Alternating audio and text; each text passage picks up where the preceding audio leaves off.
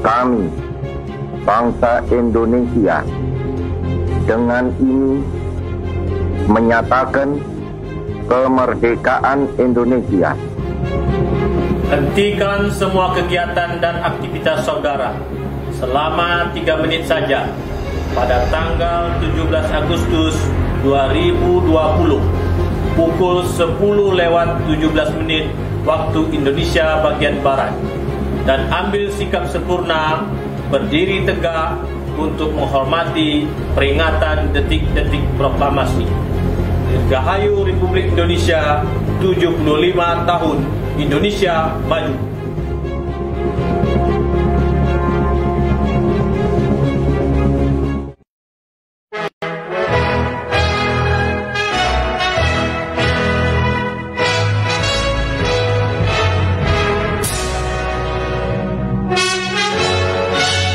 Sebelum proklamasi kemerdekaan, segenap bangsa Indonesia tidak memandang suku, agama, dan ras, saling bahu-membahu berjuang untuk kemerdekaan. Dan kini, 75 tahun sudah kita merdeka. Selain terbebas dari penjajahan, kemerdekaan bangsa Indonesia adalah perayaan dari perbedaan yang disatukan. Saya, Diki Wijaya, STMSI, mengucapkan Dirgahayu Republik Indonesia. Jaya negeriku, jaya bangsaku, kita rawat perbedaan ini menjadi berkah untuk semua. Merdeka, merdeka, merdeka.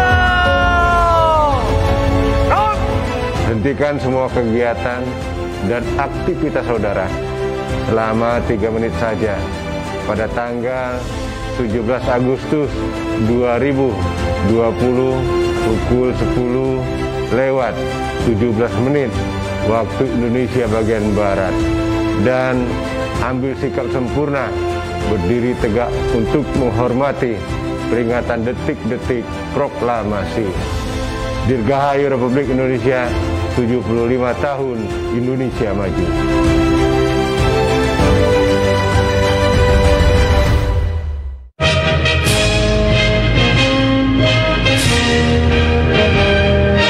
Dirgahayu kemerdekaan Republik Indonesia yang ke-75 tanggal 17 Agustus tahun 2020.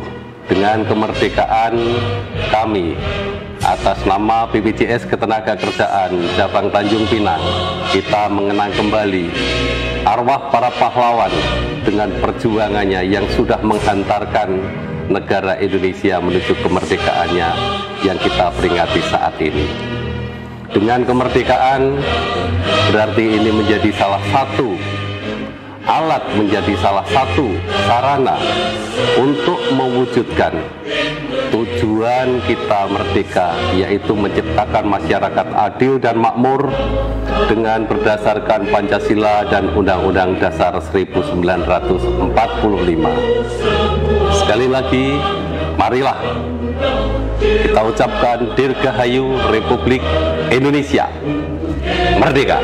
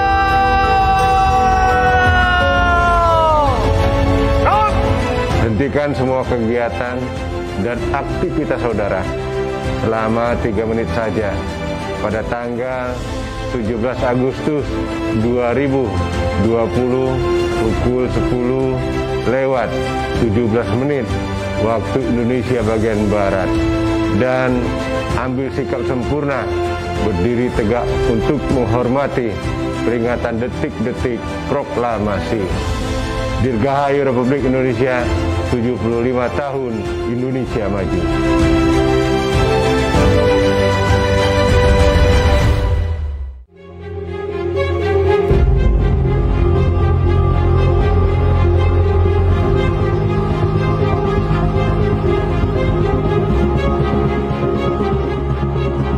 Proklamasi kami, bangsa Indonesia, dengan ini menyatakan kemerdekaan.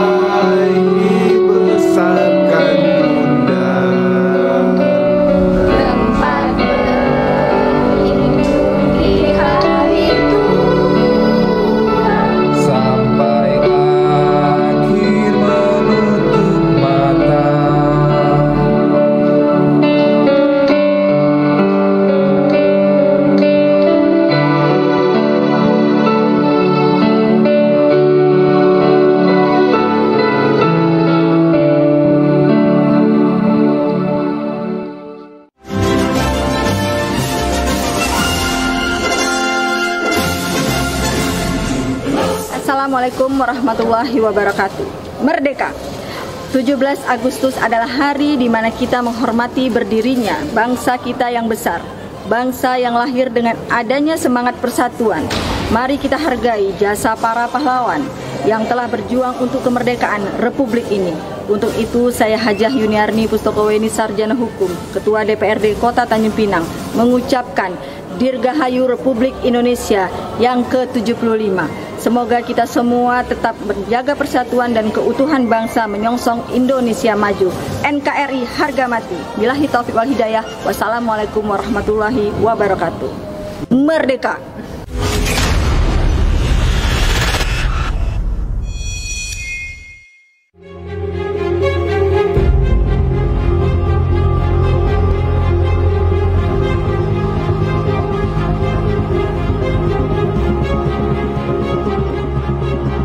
Proklamasi kami, bangsa Indonesia dengan ini menyatakan kemerdekaan Indonesia.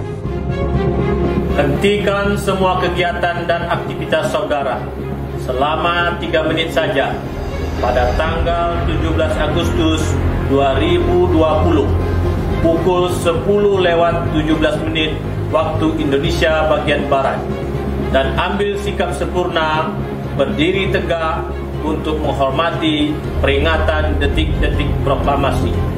Dirgahayu Republik Indonesia 75 tahun Indonesia Maju.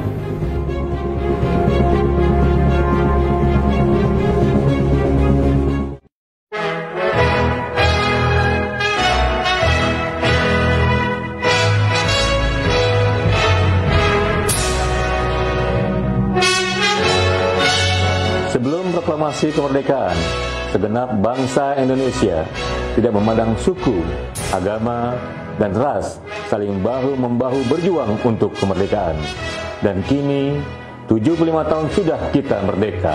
Selain terbebas dari penjajahan, kemerdekaan bangsa Indonesia adalah perayaan dari perbedaan yang disatukan. Saya, Diki Wijaya, SEMSI, mengucapkan Dirgahayu Republik Indonesia. Jaya negeriku, jaya bangsaku, kita rawat perbedaan ini menjadi berkah untuk semua. Merdeka, merdeka, merdeka.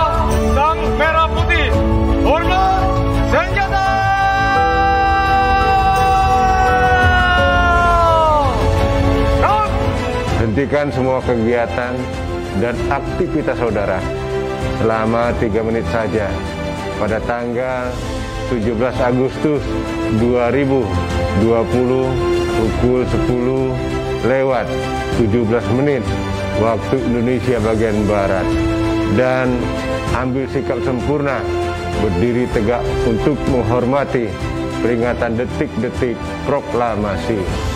Dirgahayu Republik Indonesia 75 tahun Indonesia Maju.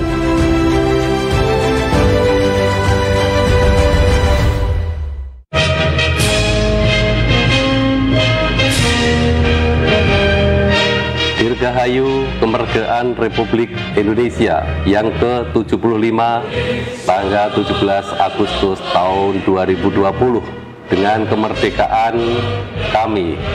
Atas nama BPJS Ketenagakerjaan Cabang Tanjung Pinang, kita mengenang kembali arwah para pahlawan dengan perjuangannya yang sudah menghantarkan negara Indonesia menuju kemerdekaannya yang kita peringati saat ini.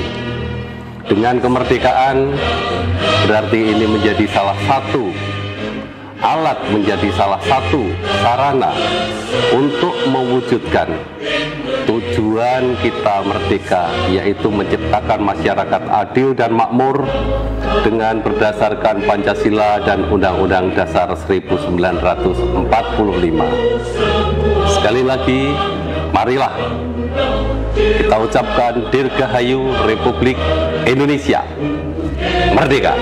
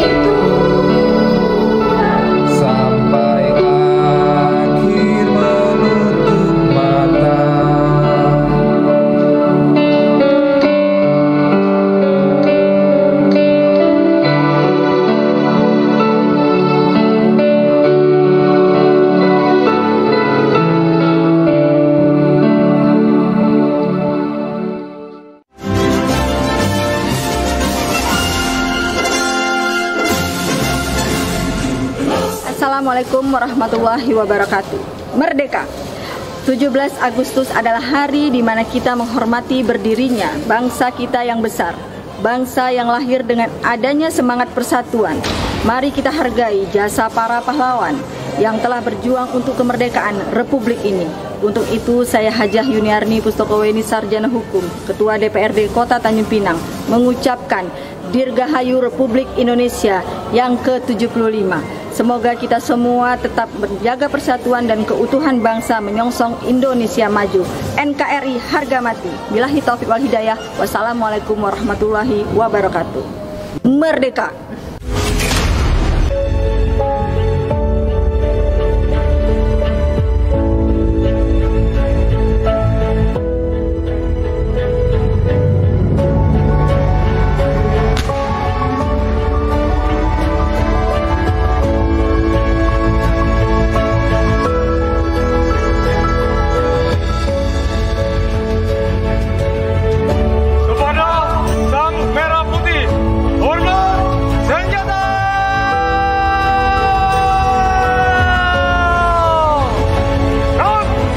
Hentikan semua kegiatan dan aktivitas saudara selama 3 menit saja pada tanggal 17 Agustus 2020 pukul 10:17 waktu Indonesia bagian Barat, dan ambil sikap sempurna berdiri tegak untuk menghormati peringatan detik-detik proklamasi Dirgahayu Republik Indonesia 75 tahun Indonesia Maju.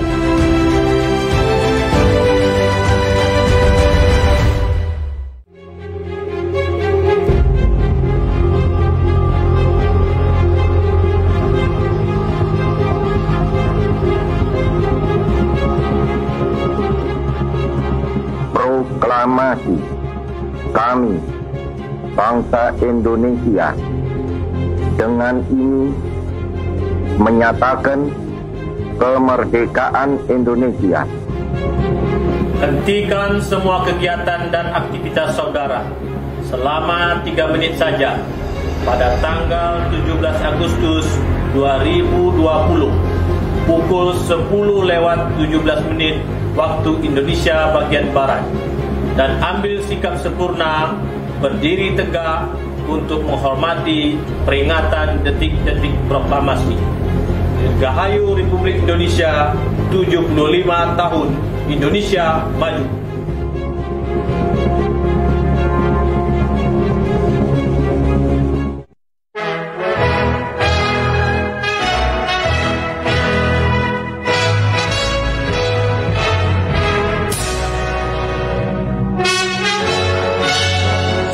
Proklamasi kemerdekaan, segenap bangsa Indonesia tidak memandang suku, agama, dan ras, saling bahu-membahu berjuang untuk kemerdekaan.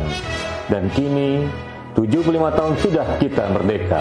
Selain terbebas dari penjajahan, kemerdekaan bangsa Indonesia adalah perayaan dari perbedaan yang disatukan. Saya, Diki Wijaya, SEMSI, mengucapkan Dirgahayu Republik Indonesia. Jaya negeriku, jaya bangsaku, kita rawat perbedaan ini menjadi berkah untuk semua. Merdeka, merdeka, merdeka.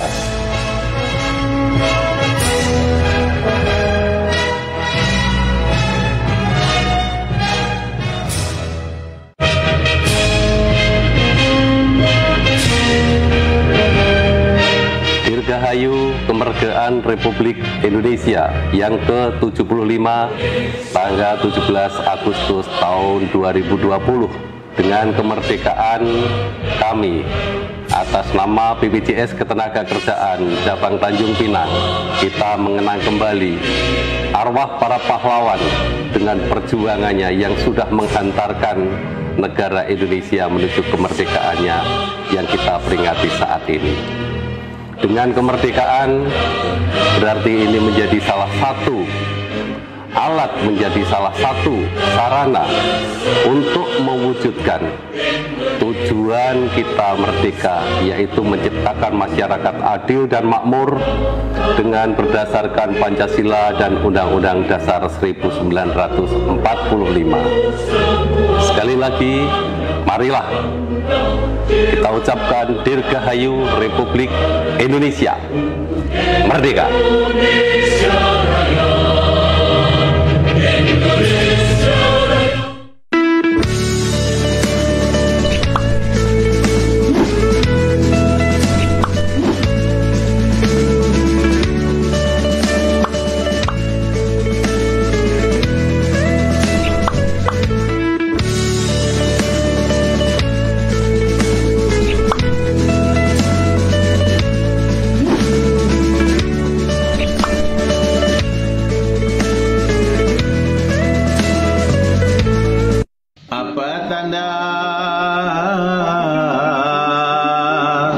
Negeri bertuah,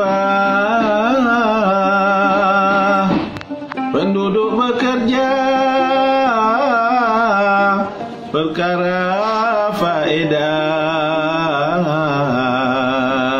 Harimau mati meninggalkan belang, gajah mati meninggalkan gading, dan manusia mati meninggalkan nama adalah sebuah peribahasa yang sering digunakan dalam kehidupan sehari-hari, baik dalam bentuk lisan maupun tulisan.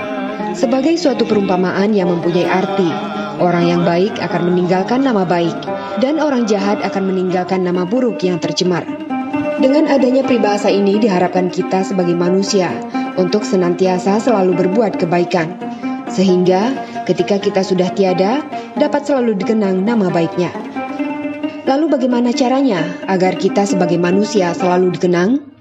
Berangkat dari hal tersebut, Erman Zarudin, tokoh penggerak literasi nasional dari Tanjung Pinang, yang saat ini juga berdinas di Kementerian Agama Kabupaten Bintan. Sejak tahun 2018 menggagas program Sagu Sabu atau Satu Guru Satu Buku di Provinsi Kepri, yaitu sebuah program provokasi literasi bagi guru, termasuk kepala sekolah, pengawas pendidikan, dan masyarakat pada umumnya, agar lebih produktif menulis. Sebab, menulis dan membaca adalah dua hal yang saling berhubungan erat.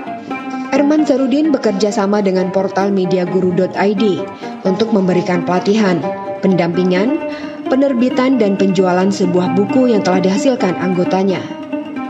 Sedangkan mediaguru.id sendiri adalah sebuah portal yang menjadi wadah bagi para guru untuk belajar menulis dan menerbitkan buku ber-ISBN.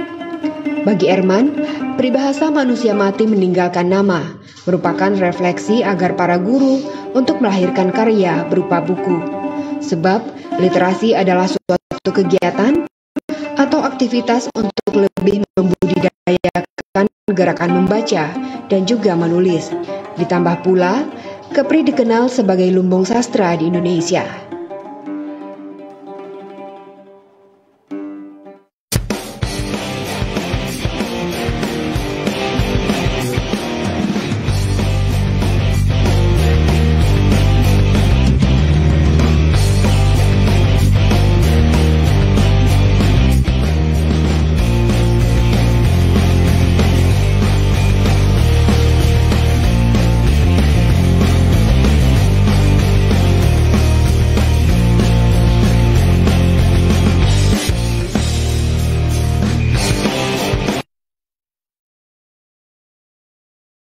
Warahmatullahi wabarakatuh. Hai, apa kabar semuanya? Para pemirsa Tanjung TV, Ceria TV dimanapun Anda berada. Selamat ulang tahun kemerdekaan RI yang ke-75. Semoga Indonesia tetap menjadi bangsa yang jaya, kukuh dan kuat di seluruh dunia. Amin, amin, amin. Hari ini kita bertemu lagi di acara Highway edisi Senin 17 Agustus, dan pagi ini kita sengaja mengundang seorang tokoh, seorang tokoh pendidik, seorang tokoh pencinta sastra literasi yang selama beberapa tahun terakhir ini mencoba bekerja keras mewujudkan sebuah usaha masyarakat literasi di Indonesia. Nah, ini tokoh kita ini namanya namanya adalah Bapak Eman Zardin, gelarnya MM ya. MPD ya. Seorang tokoh pendidikan. Beliau ini dalam beberapa waktu terakhir ini sering dibicarakan karena menggerakkan gerakan literasi, satu gerakan yang mereka kembangkan secara bersama, namanya Satu guru satu buku. Sagu sabu ya. Satu guru satu buku. Jadi sekurang-kurangnya seorang guru itu bisa nulis sebuah buku. Nah, itu gerakan yang dikerjakan secara sungguh-sungguh selama beberapa tahun terakhir ini. Terakhir sekali saya baca di berita ada pelatihan kepada para guru-guru yang dibuka langsung oleh Pak Gubernur melalui program online ya. Angkatan ke-8 ya. Angkatan ke-8. Jadi sudah 8 kali bergerak dan sudah 8 kali pelatihan, dan yang terakhir ini biasanya itu di dalam kelas, di dalam ruangan. Tapi karena tahun ini karena ada pandemi Covid dilakukan secara online, secara virtual, dan karena itu pelatihan yang ikut itu tidak hanya dari Tanjung Pinang dan Kepri saja, tapi dari seluruh Indonesia. Jadi banyak sekali yang ikut seperti itu. Nah, kita kepingin tanya dengan Pak Eman ini, sebetulnya apa yang mendorong Pak Eman begitu sungguh-sungguh menggerak literasi? Apalagi sebenarnya Pak Eman ini kan Kepala Departemen Agama di Bintan. Jadi sebetulnya secara langsung ini biasanya ngurus masjid, kan biasanya ngurus surau, santri. Ini tiba-tiba masuk ke wilayah buku-buku yang guru-guru yang biasanya bayar pandangan umum. Nah, dan itu selama 8 tahun secara sungguh-sungguh. Dan terakhir saya dengar Pak Eman ini sudah dinobatkan sebagai salah satu dari 4 tokoh literasi nasional 2019 versi Media Guru Indonesia ya. Media Guru. Jadi Media Guru ini adalah satu lembaga yang menjadi penyokong kuat dari gerakan literasi ini. Nah, oke, jadi kita ingin tanya Pak ini, apa yang sudah Bapak lakukan, sebenarnya apa yang mendorong Bapak kecemplung ke literasi ini dari Departemen Agama bisa sampai ke sana, bisa hanyut ke sana itu seperti apa? Dan kemudian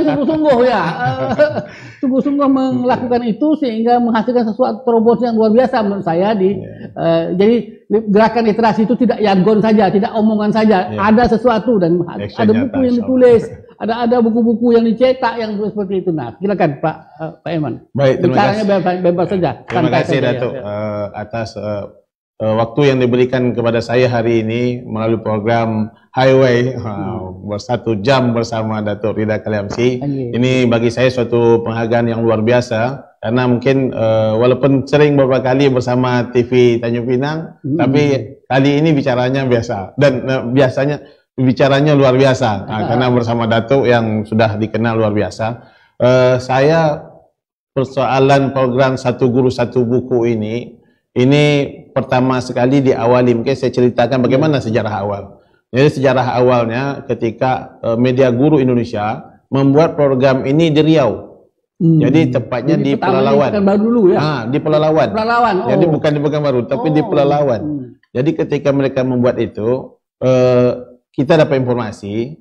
Lalu pada saat itu yang berangkat ke sana adalah salah satu pengawas di Dinas Pendidikan Kota Tanjung Pinang, istri saya kebetulan, Dr. Hajah Ermayati. Kemudian satu lagi guru MTS Tanjung Pinang, Tengku Aspalinda. Ditambah lagi Bu Ermayeni yang juga berada di Tanjung Pinang. Ini mereka berangkat menuju ke sana untuk melatih bagaimana mereka bisa menulis buku.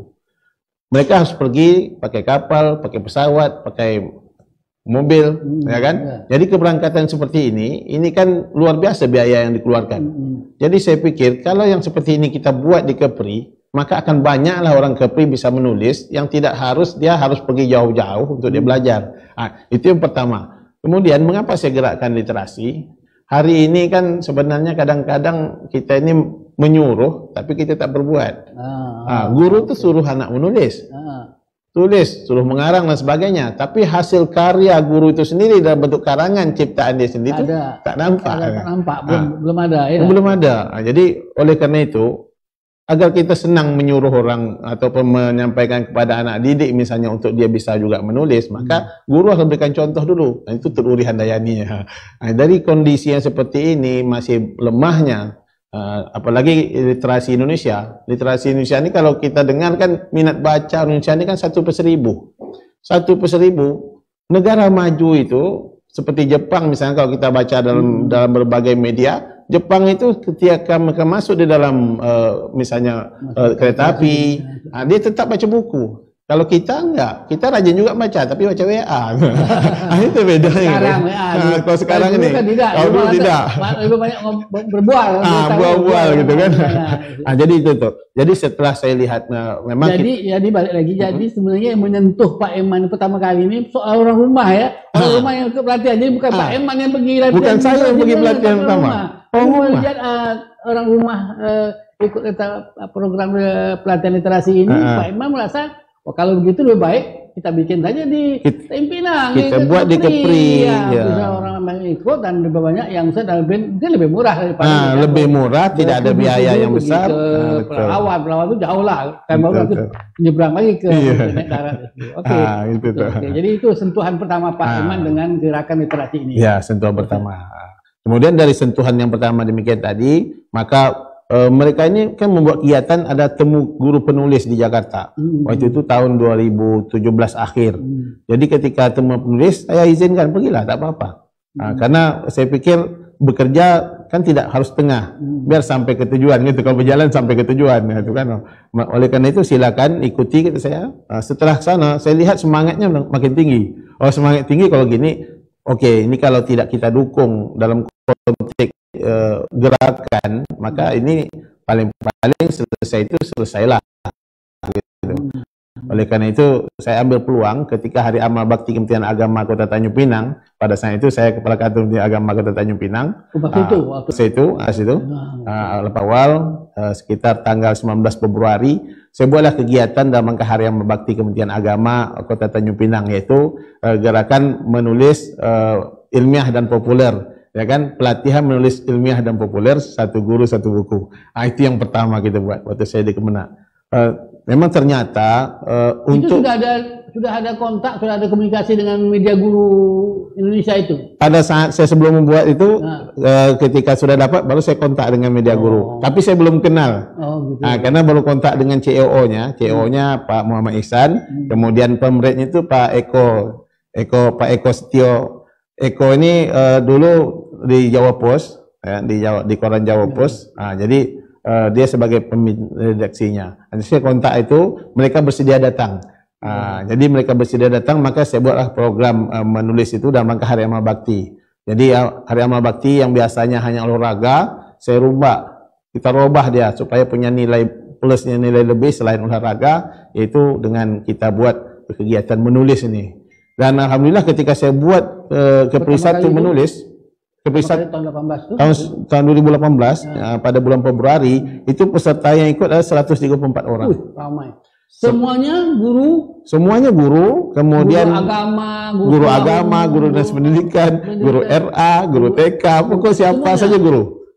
Pokoknya guru. Pokoknya guru. Tapi kita tidak melarang juga yang selain guru. Gitu. Ini tetap terbuka juga. Jadi kita jadikan satu guru satu buku itu sebagai wadah. Tetapi untuk menulisnya kita tidak batasi itu hanya kepada guru. Sehingga pada sagu-sabu yang kedua, yang sagu-sabu pertama 134 orang, itu ternyata sampai hari ini dia masih jalan tuh. Jadi buku yang jadi dari 134 orang yang ikut, karya yang jadi itu ada 93 judul buku. Pada angkatan pertama. Angkatan pertama. Angkatan pertama itu masih 93. Iya, pada angkatan yang kedua kita buat pada tanggal 12 sampai 13 Januari 2019. Tadi 2018. 2019 kita buat yang keduanya. Pesertanya itu sekitar 149 orang. Buku yang jadi agak bawah sedikit dia. 67 buku yang jadi. 67, tapi 67 karya yang jadi itu bukan citra yang mudah. Kalau ini belum kita gerakkan, ketika kita gerakkan alhamdulillah demikian. 50% daripada itu menulis. Menulis gitu kan. Itu satu orang satu buku ya, tidak buku tidak. Targetnya satu orang satu buku, tetapi tidak melarang mereka membuat lebih. Ada yang buat sampai 5 tuh. Ada yang membuat bisa sampai 5. Jadi dari situ nanti kan yang kita ingin tarik itu adalah semangat yang ada dalam dirinya. Karena semangat yang dari luar itu sifatnya kan hanya sebagai kompor sajalah, memberi semangat, spirit perangsang, stimulus. Tapi kalau yang muncul dari dalam dirinya dia akan berlanjut. Nah, itulah. Kalau tentang nama satu sagu apa ya? Satu guru satu buku, sagu-sagu. Itu Pak Eman yang menciptakan atau nama yang dikenal di Indonesia lalu Pak Eman mau itu? Jadi ini memang program daripada Media Guru Indonesia. Jadi Media Guru Indonesia membuat suatu program yang namanya Satu Guru Satu Buku, dipendek Sagu-Sabu. Ini kan unik bunyinya, agak-agak bunyi sabu-sabu kan. Salah sebut dia sabu-sabu gitu kan. Nah, jadi gitulah tuh. Jadi kadang-kadang branding nama itu ketika namanya yang begitu kan timbul pertanyaan apa ini, sehingga ketika Sagu-Sabu kedua yang dibuat di Tanjung Pinang dibuka oleh almarhum Pak Syahrul waktu itu, dia sangat mendukung kegiatan ini. Itu ada polisi 3 orang yang ikut. Oh, polisi telepon saya. Apa itu? Pak, namanya kenapa Sagu-Sabu? Rubah sikit lah Pak, kata dia. Ini pimpinan kami bertanya nih, kenapa begini? Kenapa namanya Sagu-Sabu? Dekat-dekat dengan Sagu-Sabu gitu kan. Kata saya, ya namanya Sagu-Sabu ini sudah branding yang dibuat oleh Media Guru Indonesia. Jadi seluruh Indonesia dibuat program yang ini, tetap namanya Satu Guru Satu Buku. Tapi ini untuk guru. Ada lagi namanya Sasi Sabu, satu siswa satu buku. Ada juga Sasi Sabu, ya kan? Nanti saya ketika kegiatan Satu Guru Satu Buku yang kita buat, saya juga melibatkan juga Pak KUA, penghulu, karena mereka juga harus menulis, harus punya karya inovasi, harus punya karya ilmiah, jabatan fungsional tertentu saat ini baik guru ataupun yang lain ini harus punya karya untuk naik pangkat dan sebagainya. Ya, kita melalui kegiatan ini bisa mendukung mereka untuk itu. Itu tuh. Jadi Sagu-Sabu 1, 2, kita buat yang ketiganya kemarin, Sagu-Sabu ketiga itu di Batam. Kita kan menggerakkan, jadi Batam kita buatkan panitianya. Lalu dilaksanakan kegiatan di Batam itu pada bulan Juni 2019. Kita buat di Batam itu menghasilkan 45 karya, peserta sekitar 100 orang. Batam ini belum tersentuh dengan baik. Makanya pada Sagu-Sabu 2 Batam kemarin kita lakukan pada bulan Juli 2020 ini kita melibatkan Dinas Pendidikan Kota Batam. Jadi Kepala Dinas Pendidikan Kota Batam, termasuk Pak Samson Rambah Pasir juga ikut, saya minta sebagai keynote speaker waktu itu, untuk membangkitkan gairah menulis di Batam, karena Batam itu kan 60% penduduk Kepri. Jadi kalau 60% itu berarti guru yang terbanyak juga di Batam.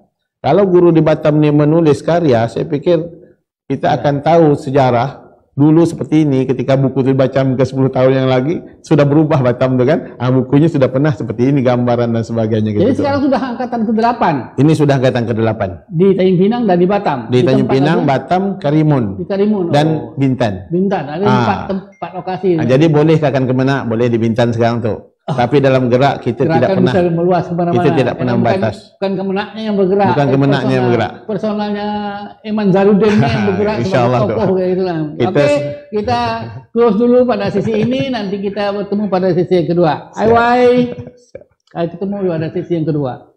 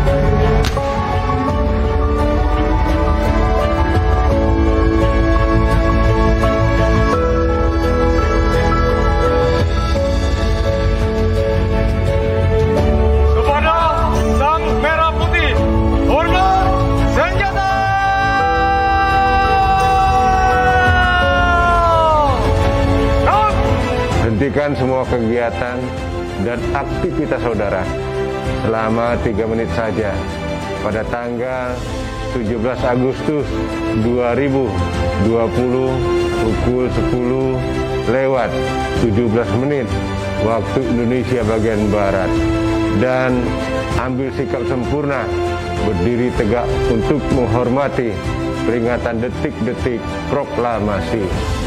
Dirgahayu Republik Indonesia, 75 tahun Indonesia Maju.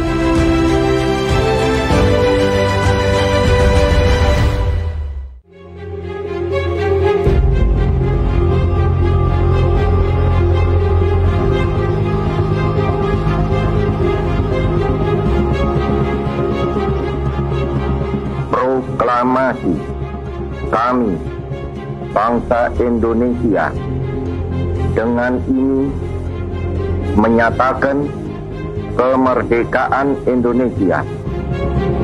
Hentikan semua kegiatan dan aktivitas saudara selama 3 menit saja pada tanggal 17 Agustus 2020 pukul 10:17 waktu Indonesia bagian Barat, dan ambil sikap sempurna berdiri tegak untuk menghormati peringatan detik-detik proklamasi. Dirgahayu Republik Indonesia, 75 tahun Indonesia Maju.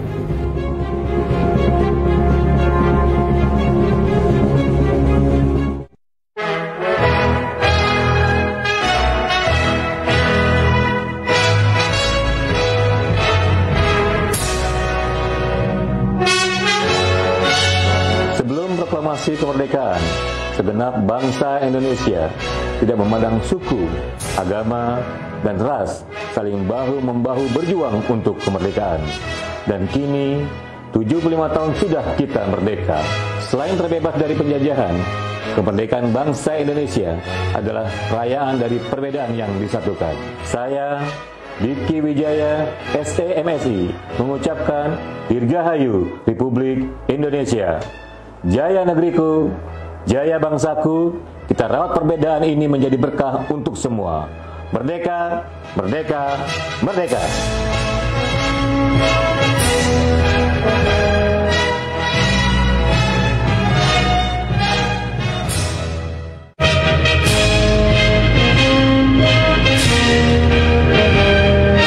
Dirgahayu kemerdekaan Republik Indonesia yang ke-75 tanggal 17 Agustus tahun 2020. Dengan kemerdekaan kami, atas nama BPJS Ketenagakerjaan Cabang Tanjung Pinang, kita mengenang kembali arwah para pahlawan dengan perjuangannya yang sudah menghantarkan negara Indonesia menuju kemerdekaannya yang kita peringati saat ini. Dengan kemerdekaan berarti ini menjadi salah satu alat, menjadi salah satu sarana untuk mewujudkan tujuan kita merdeka, yaitu menciptakan masyarakat adil dan makmur dengan berdasarkan Pancasila dan Undang-Undang Dasar 1945. Sekali lagi, marilah kita ucapkan Dirgahayu Republik Indonesia Merdeka.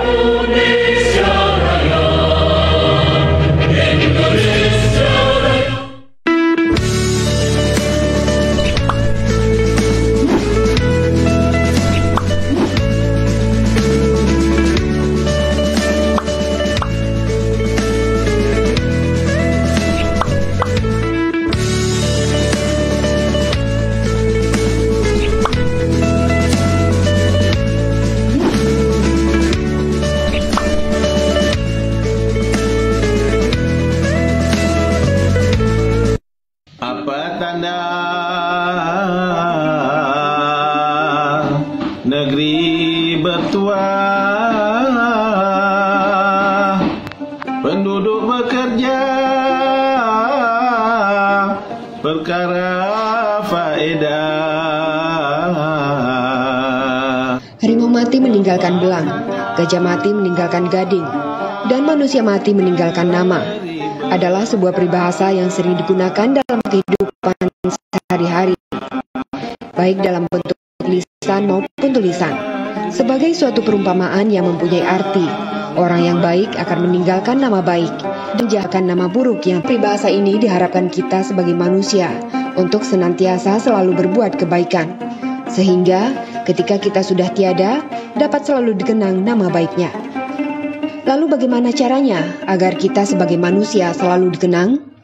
Berangkat dari hal tersebut, Erman Zarudin, tokoh penggerak literasi nasional dari Tanjung Pinang, yang saat ini juga berdinas di Kementerian Agama Kabupaten Biak 18 atau PRI, sebuah program provokasi literasi bagi guru, termasuk kepala sekolah, pengawas pendidikan, dan masyarakat pada umumnya, agar lebih produktif menulis.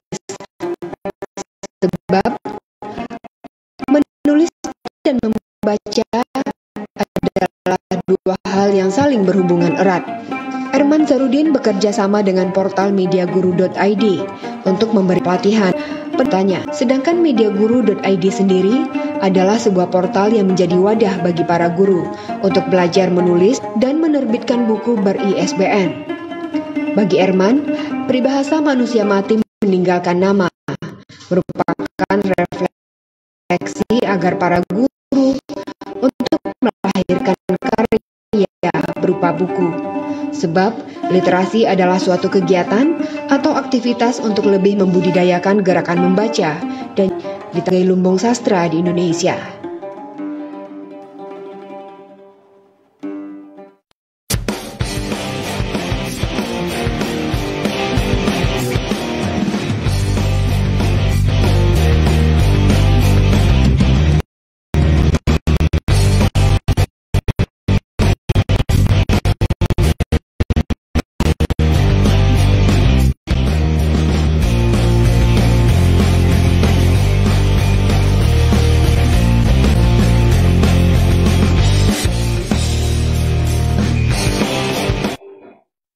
Hai, kita ketemu lagi sesi selanjutnya ini. Kita lanjutkan perbincangan kita dengan Pak Eman. Pak Eman,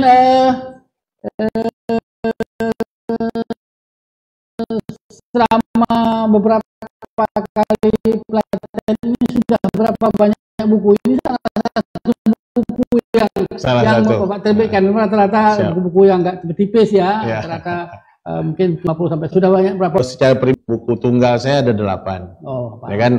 Itu buku tunggal, belumlah seberapa. Kemudian kalau yang antologi bersama kawan-kawan, insya Allah ada belasan. Tapi kalau secara menyeluruh kawan-kawan kita di Kepri dari hasil kegiatan menulis ini, selama mulai 2018 kita lakukan sampai sekarang itu ada 1.389 orang sudah ikut pelatihan menulis. 1.800? 180. Kemarin kita laksanakan yang Pak Gubernur buka. Kemudian dari jumlah itu, yang jelas untuk yang kemarin kita buka, baik itu yang Kanwil Kepri, kemudian yang dibuka Pak Gubernur yang Bintan kemarin, ini semua sistem daring. Tapi dari keseluruhan yang ada ini, yang sudah jadi buku itu 462 judul buku. 462 judul buku. Selama 3 tahun. Nah ini kalau nanti ini yang Tanjung Pinang, yang Bintan terakhir ini masuk lagi, ini kan masih mulai seminggu kan, 9 September nanti baru deadline 1 bulannya. Kita sistem satu guru satu buku ini menargetkan satu orang guru menulis buku karya naskahnya itu paling lama 1 bulan. 1 bulan jadi. Kemudian kalau dia tak jadi 1 bulan, dia tetap boleh menulis terus. Sampai tahun depan pun dia mau nulis, tidak ada halangan gitu. Tetap ketika dia sudah bergabung ke Media Gurusia, ada program di situ namanya Gurusiana. Di Gurusiana itu dilatih untuk setiap hari silakan menulis. Jadi di situ ada dibuat sistem menulis, kemudian ada sistem saling kunjung gitu kan. Saling kunjung. Jadi dari satu penulis ke penulis mengunjungi yang lain, memberikan komentar, ambil komentar, pandangan, itu kan. Betul macam itu. Jadi sudah ada tuh yang jadi buku 462 judul buku. Dari 8 kali kita laksanakan tingkat Provinsi Kepulauan Riau, 1 kali kita khusus buat Karimun, ditambah lepis modis yang saya buat waktu itu khusus untuk Kemenak Tanjung Pinang. Kalau Kemenak Tanjung Pinang ini motivasi saya, atau Kemenak Bintan ini motivasi saya untuk kawan-kawan di Kementerian Agama, khususnya Bintan dan Tanjung Pinang. Kalau nanti Allah tanya dengan saya, apa yang kau lakukan dalam memberikan penguatan SDM kepada yang engkau diamanahkan untuk itu, insya Allah itulah salah satu yang bisa saya berikan jawaban. Agaknya seperti itu. Oke, Pak Eman, program-program seperti ini, pelatihan ini kan memerlukan biaya. Dari mana dapat biayanya? Apakah ada sokongan pemerintah atau ada lembaga lain katakan biaya guru yang ikut membiayai itu sekarang? Dari mana sumber daya, sumber biaya yang Pak Eman? Iya, jadi ini yang bagusnya nih, bahwa kita mencoba membangkitkan batang terendam yang ada dalam diri guru-guru itu sendiri, peserta itu sendiri. Jadi ini biayanya didapatkan dari yang ingin belajar menulis itu sendiri. Oh, jadi mereka pelatihan itu ikut mendaftar dan membayar ya? Ya, membayar. Berapa mahal itu? Kalau yang kita lakukan secara daring, seperti yang saat ini 3 kali kita lakukan, online ini, karena masa COVID, itu biayanya cuma 150. 150 ribu, 2 hari, 3 hari belajarnya, dibuat 3 waktu, memang terbatas jamnya. Kita buat 3 kali secara Zoom meeting. Kemudian kita berikan bimbingan selama 1 bulan. Jadi selama 1 bulan mereka boleh bertanya kepada panitia ataupun kepada media guru, editor yang ditunjuk ataupun yang memberikan narasumber seperti itu. Kalau ada keraguan, ada yang risau, mereka boleh bertanya. Itulah yang kita berikan kesempatan. Sesudah habis 30 hari itu, baru kita berikan sertifikat mereka mengikuti pelatihan. Jadi tak jadi bukunya, sertifikat akan kita beri. Tapi kalau seandainya yang secara langsung, itu biaya tatap muka, itu biayanya cuma 350. Mau dibuat di Lingga, mau dibuat di Karimun, mau buat di mana, itu biayanya 350. Itu di tempat-tempat, bisa di hotel, bisa di mana itu? Kita beberapa kali buat semuanya, kita buat di hotel. Jadi kita menyewa ruangannya, kemudian ruangan itu kita sewa, kemudian kalau di hotel kan makannya hotel tadi. Jadi biaya memang kita betul-betul untuk biaya pelaksanaan. Jadi tidak berpikir adanya unsur keuntungan di sana, karena kita ingin gerakan ini betul-betul masif untuk membangun budaya literasi di Provinsi Kepulauan Riau khususnya dan Indonesia pada umumnya. Jadi saya dapat termasuk 5 yang tokoh nasional, tokoh literasi nasional yang diberi oleh versi media guru. Saya pun tak pernah mikirkan itu. Saya hanya berbuat saja. Saya berbuat terus. Ternyata mereka memberikan perhatian.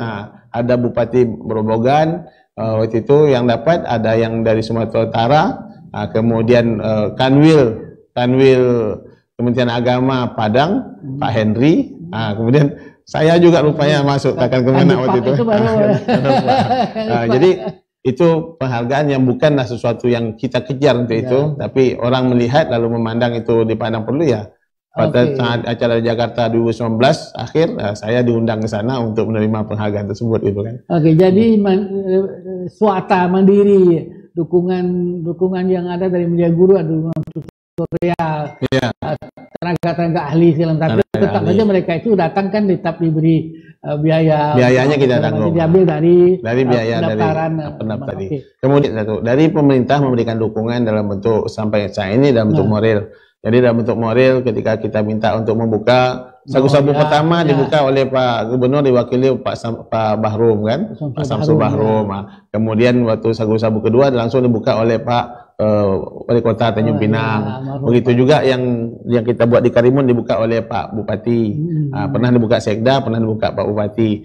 Jadi dukungan begitu sudah kita lakukan. Mudah-mudahan ke depan dukungan ini akan naik lagi. Terutama mungkin di sudut percetakan.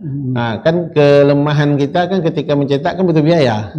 Kalau misalnya ini bisa diformat dalam suatu penganggaran oleh pemerintah, jadi mungkin nanti buku ini bisa masuk ke perpustakaan yang ada di Provinsi Kepulauan Riau. Mereka sediakan biaya untuk mencetak. Ini sekali terbit cetak berapa buku yang mereka cetak rata-rata? Kalau media guru terserah. Jadi karena dia membayar sana ya. Kita membayar sendiri cetaknya. Jadi kalau kita mau cetak 20 oke. Mau cetak itu sampai sekecil itu. Sekecil boleh itu. 20, boleh 200, boleh 200. Tergantung duit dia. Jadi betul-betul untuk membangkitkan semangat guru untuk dia bisa berkarya gitu.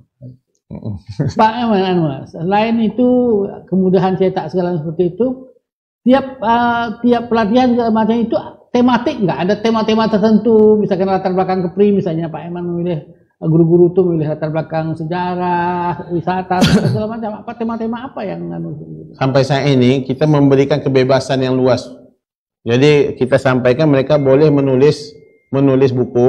Nah, jadi di Media Guru Indonesia ini memberikan program bersama kita itu buku, mau buku fiksi boleh, buku non fiksi pun boleh. Mau buat roman, novel, cerpen, ada pentigraf nama. Pentigraf itu cerpen 3 paragraf. Jadi cerpen 3 paragraf, ya kan? Kemudian mau buat pantun, mau buat puisi.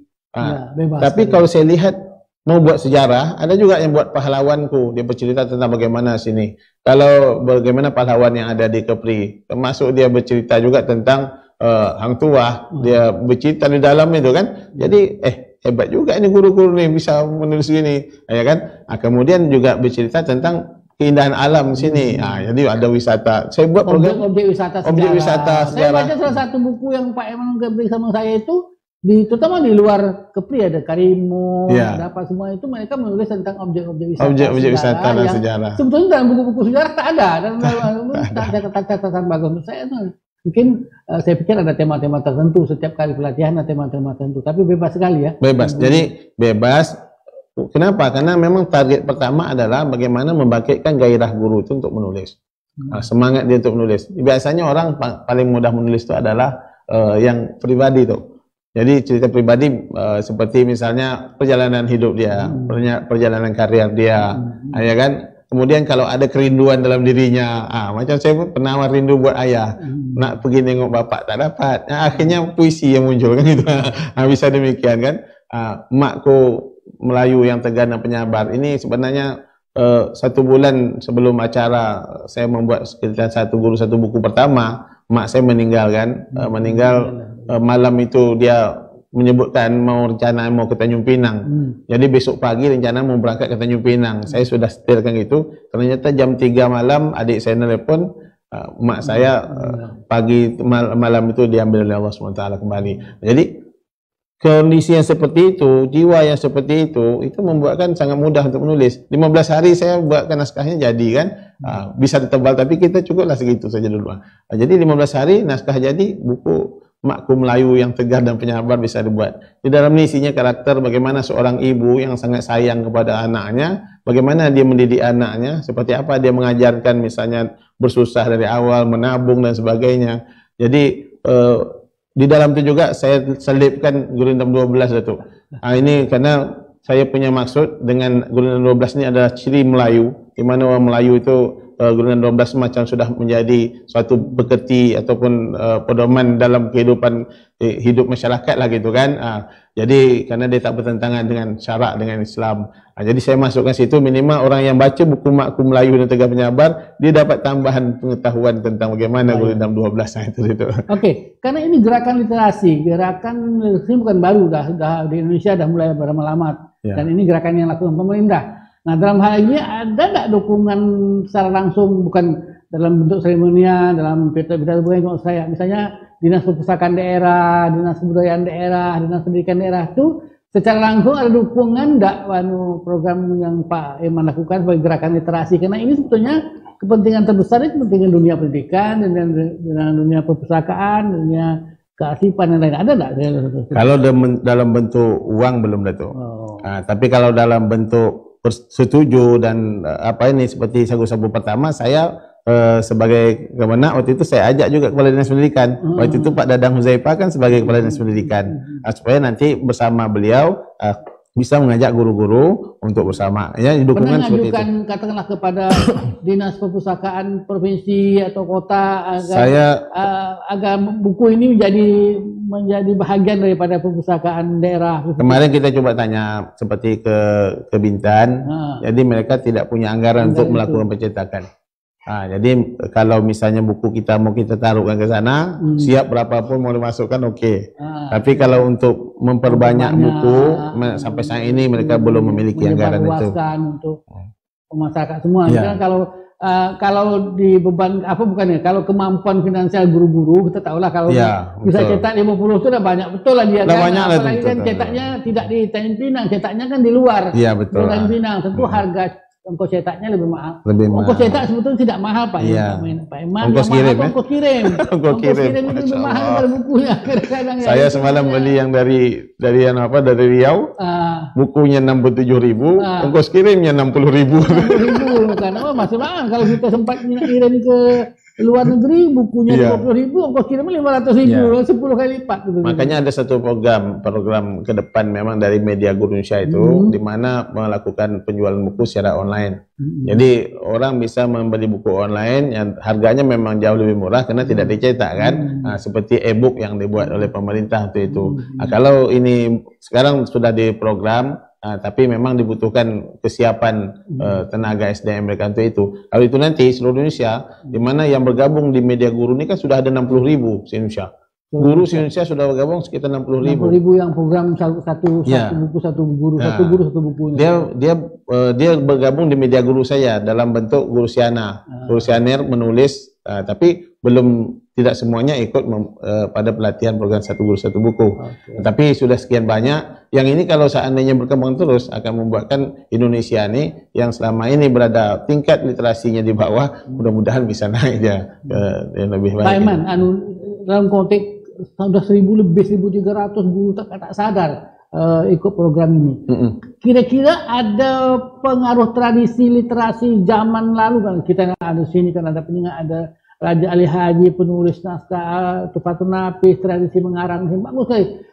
Ada nggak menurut pikir Pak sentuhan seperti itu sehingga minat para guru-guru itu bukan hanya sekedar dia penting dengan literasi, tapi ada spirit, ada sejarah ya, jejak sejarah, jejak tradisi penulisan yang ada yang mempengaruhi para guru-guru itu. Mungkin dia baca apa segala macam, Pak. Kalau saya lihat itu ada tuh. Jadi ketika mereka menulis tentang sejarah daerah Kepulauan Riau ini sendiri, seperti kalau di Dabuk itu kemarin yang ikut saya kan Jai. Jai akhirnya menulis bahkan menulis tentang budaya. Bahkan kemarin dia sampai sempat mengikuti kegiatan ini di tingkat nasional. Disebutkan terima kasih itu melalui kegiatan yang untuk buat sudah membuatkan saya bisa bangkit macam ini kata dia kan. Ada Sugeng yang di sana juga menulis yang berhubungan dengan itu. Ya, kemudian ada Ibu Farida namanya. Dia buat judul Pahlawanku. Di situ diceritanya tentang sejarah. Saya memandang ini salah satu motivasi saya juga sebenarnya, karena memang di tahap awal adalah bagaimana mereka bisa menulis dan berkarya, tetapi pada ujungnya kita ingin nanti akan kita lihat mana orang yang hobinya menulis puisi, yang hobi menulis puisi, ya kan? Ini kan budaya yang sudah berkembang di tempat kita. Yang ini nanti akan kita bimbing lagi untuk dia menjadi membuat puisi yang baik. Mana yang rajin membuat sejarah, ini akan kita bimbing lagi. Dan bagi saya sebagai yang mencoba menggerakkan ini, saya memang sebenarnya termotivasi memang ketika memang Kepri ini hebat. Adanya perpustakaan, adanya Rusdiah dulu penerbit yang luar biasa pada masa lalu gitu. Baik Pak Iman, kita close dulu. Ini kita highway, kita ketemu lagi pada sisi yang ketiga. Kita break dulu. Ya, oke.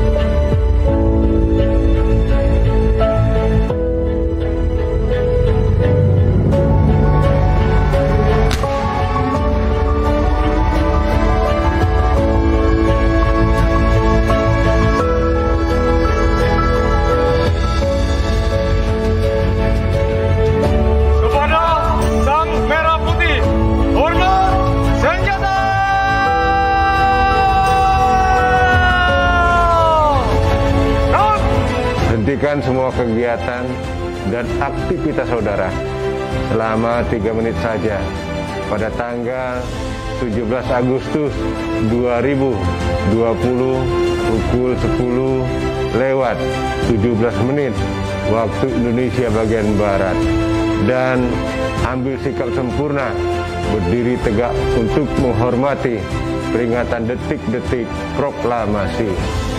Dirgahayu Republik Indonesia, 75 tahun Indonesia Maju.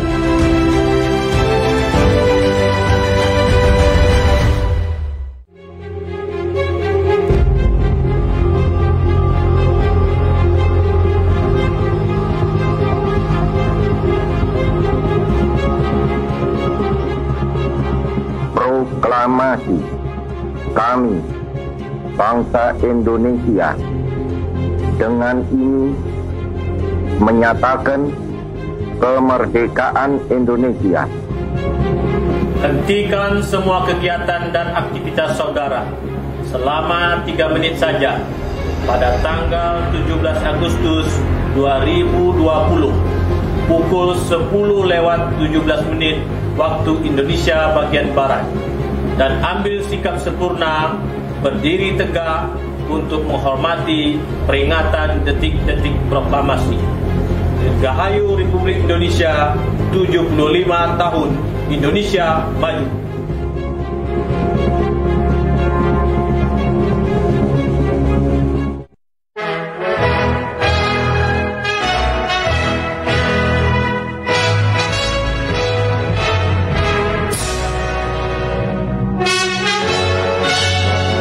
Proklamasi kemerdekaan, segenap bangsa Indonesia tidak memandang suku, agama, dan ras, saling bahu-membahu berjuang untuk kemerdekaan. Dan kini, 75 tahun sudah kita merdeka. Selain terbebas dari penjajahan, kemerdekaan bangsa Indonesia adalah perayaan dari perbedaan yang disatukan. Saya, Diki Wijaya, STMSI, mengucapkan Dirgahayu Republik Indonesia. Jaya negeriku, jaya bangsaku, kita rawat perbedaan ini menjadi berkah untuk semua. Merdeka, merdeka, merdeka.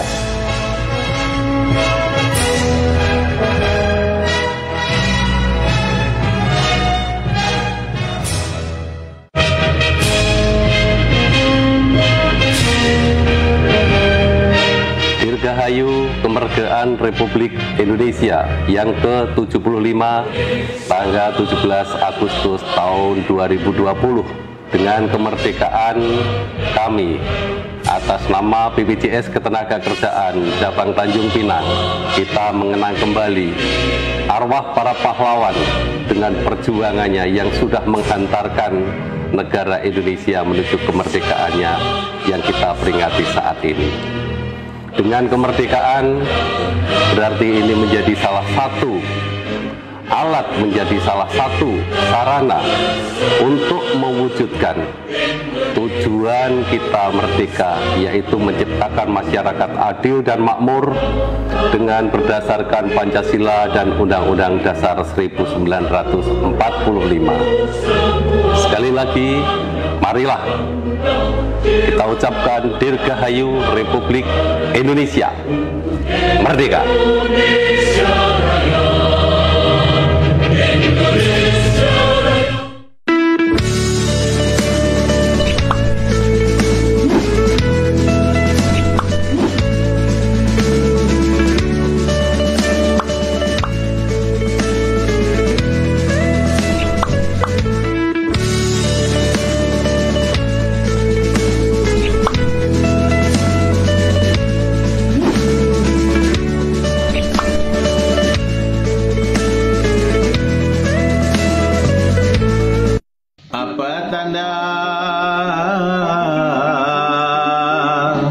Negeri bertuah,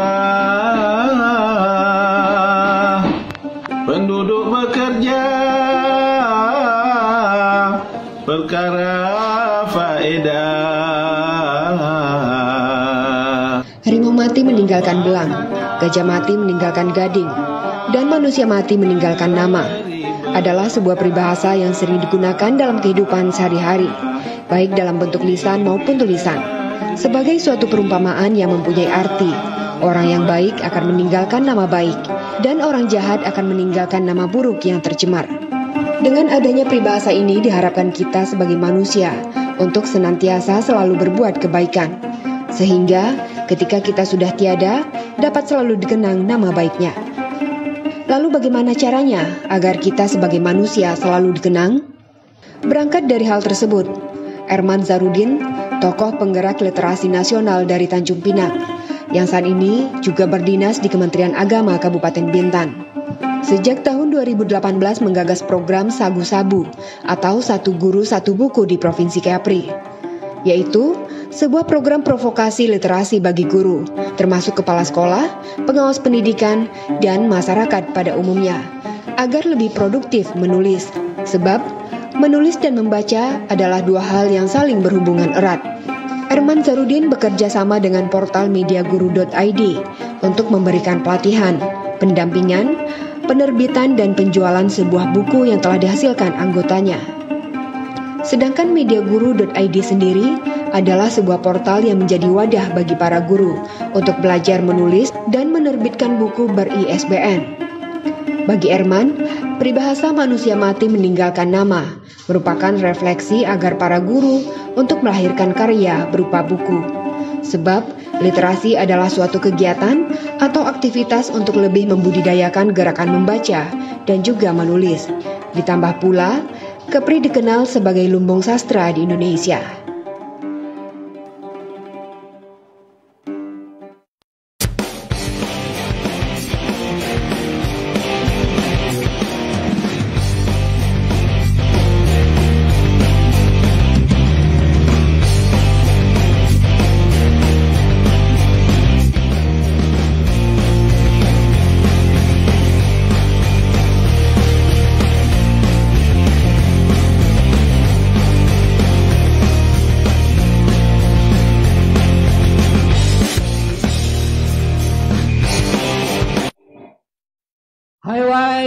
Kita kembali ke sesi yang ketiga, kembali ke perbincangan santai kita dengan tokoh literasi nasional versi Media Guru ini. Pak Eman, ini setelah 1.300 orang lebih jadi penulis buku, bisa nulis buku seperti itu, sebetulnya untuk menjaga kelangsungan semangat mereka untuk menulis, sebenarnya ada visi apa lagi? Ada kira-kira pemikiran apa lagi Pak Eman untuk ke depan? Karena ini kan tentu tak boleh sudah 1 tahun 2 tahun saja. Kalau bisa pasal ada semangat literasi ini terus menerus, dan tidak hanya 1.300 tapi beribu-ribu yang lain bukunya, mungkin nanti buku-bukunya bisa beredar, bisa dijual ke anak-anak sekolah, anak-anak sekolah membeli buku-buku kayak guru-gurunya seperti itu. Nah, ada visi apa ya kira-kira yang Pak Eman pikirkan untuk ke depan gerakan literasi yang Pak Eman gerakkan ini? Dalam waktu pendek ini, Dato', saya sudah mencoba kemarin meminta kepada Pak Gubernur Pak untuk Gubernur yang mana nih? Pak Gubernur yang sekarang lah, Pak Isdianto, kan? Waktu itu masih PLT, jadi saya sudah minta kepada beliau untuk beliau bersedia membuat SK tentang yang namanya IPPL. IPPL apa IPPL itu Ikatan Penulis Penggiat Literasi. Jadi saya pikir bekerja bersendirian ini kan punya batas waktu juga. Memang kita bersama beberapa kawan, tapi sistemnya kan tidak terorganisir secara maksimal. Jadi kalau kita bisa bentuk Ikatan Penulis Penggiat Literasi, maka mereka ini nanti yang kita harapkan bisa bergerak secara maksimal untuk gerak literasi ke depan menjadi lebih baik sehingga lebih masif. Di bawah siapa bagusnya itu? Di bawah Dinas Pendidikan, Dinas Perpustakaan, atau karena ini bergabung, jadi ada orang Kementerian Agama, ada orang Dinas Pendidikan, ada juga yang orang umum, ada Pak Camat nulis, ada polisi. Makanya saya pandang yang bagus SK-nya adalah Pak Gubernur. Jadi pemerintah daerah. Jadi di situ kalau pemerintah daerah, maka dia akan menaungi semua. Dan kalau ini sudah dilakukan, maka kegiatan masifnya bisa berjalan. Kalau setiap institusi, setiap kantor misalnya oleh pemerintah daerah memandang ini perlu kita gerakkan bersama, maka setiap institusi kantor bisa melakukan upaya gerakan literasi secara bersama. Dan nanti di setiap kantor itu ujungnya ada pojok literasi. Di sekolah juga ada pojok literasi. Di dalam kelas ada pojok literasi. Di bus, di tempat misalnya kapal, kita Dumai Express, ada pojok literasi taruh sepi itu, ada buku yang bisa taruh sana. Kalau orang mau baca, silakan baca, sudah itu kembalikan ke tempat yang semula. Ya kan? Ya, tapi itu kan sudah ada gerakan literasi seperti itu kan, sudah ada konsep seperti itu, sudah ada dari konsepnya sudah, tapi konsepnya sudah ada, tapi ini kan perlu kita gerakkan secara bersama untuk masif. Maksud saya yang melekat pada program yang Pak Eman bikin itu, kalau dilanjutkan seperti apa bentuknya, yang 1.300 itu nanti seperti apa, ada program, katakanlah misalnya menjadi ada semacam saran atau apa kepada menjadikan Kepri sebagai provinsi literasi. Betul. Itu. Nah, kan lebih real, lebih konkret. Karena kita gerakan nasional terlampau besar, kita tak bisa memasukkan ke dalam wilayah lebih kecil. Jadi mana? Kalau bisa dibawa ke wilayah lebih kecil, tentu gerakannya lebih masif, lebih fokus, lebih terarah dan lebih berwarna. Jadi warna Kepri ini tentu mesti berbeda dengan Jawa Timur. Dia lebih banyak fasilitas segala macam. Tapi fasilitas ini mungkin ada hal-hal lain yang menjadi provinsi literasi itu, artinya pemerintah daerah mesti bisa dukungan, ada percetakannya bagus, ada sistem distribusi buku-buku yang bagus, mungkin bisa masuk dalam betul. Jadi memang ujungnya kita memang mencoba untuk bagaimana kita menjulang Kepri untuk menjadi provinsi literasi. Hari ini Jawa Timur sudah mulai menggerakkan itu, tapi belum jadi, baru dalam mulai gerakan juga. Ya kan, Jakarta juga pernah mau menjadi sebagai kota literasi, ya kan. Kita mencoba untuk ini ke depan yang akan kita angkat secara bersama. Karena kalau sudah menjadi provinsi literasi, maka gerakannya masif secara bersama. Dan IPPL, Ikatan Penulis Penggiat Literasi ini, maksud saya guru-guru yang jumlahnya sudah sekian banyak yang ikut menulis, ini nanti mereka menjadi anggota IPPL, berada di dalam itu. Jadi berbagai kegiatan pendukung untuk mereka SDM-nya meningkat, itu bisa dilakukan. Nah, kemudian kalau misalnya provinsi literasi bisa kita wujudkan misalnya di Provinsi Kepulauan Riau, saya pikir ini hal yang sangat positif untuk membangkitkan semangat membaca dan menulis bagi masyarakat yang notabene kita ini berada di wilayah perbatasan, yang kiri kanan kita itu orang yang sudah lebih maju dia. Bukan itu saja, bukan hanya soal perbatasan, tapi soal tradisi, bahwa Kepulauan Riau ini mewakili semangat tradisi literasi. Betul, Datuk. Kan dari sini dulu lahir bahasa Melayu sebagai bahasa Indonesia. Tradisi menulis buku, sudah dulu dah ada Rusdiah Kelab, sudah ada rumah percetakan di Lingga. Ini tradisi lama sekali, jadi itu tradisi kita hidupkan kembali. Jadi kalau Kepulauan Riau menamakan dirinya provinsi literasi, sebetulnya bahagian dari perjuangan, bagian pada perwujudan misi dan visi Kepulauan Riau sebagai Bunda Tanah Melayu. Jadi Bunda Tanah Melayu itu Bunda budaya, Bunda kesejarahan, Bunda literasi. Seperti nomor saya itu gagasan Pak Iman itu bagus. Mungkin perlu caranya saja. Menyaruh mana mungkin Pak Herman perlu pidato di DPRD dulu. Hari ini Datuk suruh bicara ke sini kan. Maksud saya kan bisa saja cara pemahaman konsep itu bisa ditulis, bisa sampai langsung, bisa diminta kesempatan menyampaikan visi dan misi. Siap. Ada orang yang mau melakukan itu. Nah, kira-kira itulah. Nah, Pak Iman kira-kira ada gerakan ikatan penulis penggiat literasi itu bentuknya dalam bentuk organisasi seperti itu, tapi kan harus ada dukungan moral seperti itu. Memang kita berharap ini munculnya dukungan moral dari semua pihak. Jadi kita bergerak dalam rangka untuk membangkitkan semangat literasi. Kemudian sebagai bukti nyatanya kita sudah lakukan, sehingga belum pernah mungkin terjadi sampai 400-an misalnya karya bisa dibuat oleh guru. Hari ini sudah kita buktikan bisa. Jadi pemerintah kalau mau mendukung kegiatan ini, saya pikir tidak perlu takut, karena sudah nyata ada buktinya.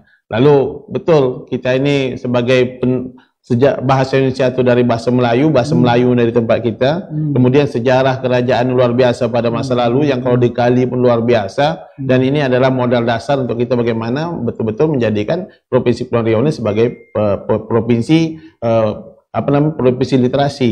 Jadi provinsi literasi yang peduli kepada kegiatan tulis menulis, bagaimana khazanah masa lalu yang sudah begitu hebat, ya, sehingga sudah menjadi sehingga ada tugu bahasa dan sebagainya. Ini semua jadi pendukung semua untuk kita itu. Nah, tentunya kegiatan masif ini memang perlu dukungan semua pihak. Mudah-mudahan cita-cita ini bisa tercapai, Datuk. Ya, jadi kalau gerakan membaca ini kita hidupkan, mungkin selama ini kita baca gurindam, ya kan, kemudian ada juga baca puisi, mungkin kita baca buku-buku yang punya hubungan dengan karakter. Iya, gerakan membaca itu hanya lahir kalau ada yang dibaca. Kalau tak ada yang dibaca kan itu harus ada yang dibaca. Tak ada yang dibaca, baca Facebook, baca WA grup, baca juga. Betul.